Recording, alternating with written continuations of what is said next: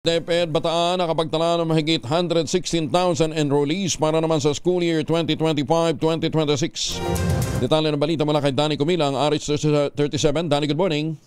Umabot sa 116,197 ang kabuang bilang ng mga nakatalagang mag-aaral mula sa kindergarten, grade 12 sa lalawigan ng Bataan para sa school year 2025-2026. Ayon ito sa Department of Education, DepEd Bataan.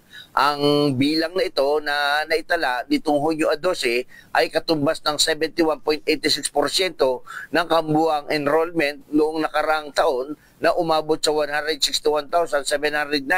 Sa isinagawang Oplang Balik Eskwela Interagency Meeting sa Balanga City, sinabi ni School Division Superintendent Carolina Violeta na inaasahang tataas pa ang bilang ng enrollees pagdating ng pagbubukas ng klase ngayong Lunes, Hunyo 16, dahil marami pa rin anya sa mga magulang ang nag-e-enroll ng kanilang mga anak sa mismong araw pa ng pasukan. Binigyan din ni Violeta ang kahalagaan ng malawakang suporta at pagtutulungan ng mga ahensya at stakeholders ng komunidad upang matiyak ang maayos at ligtas na pasukan.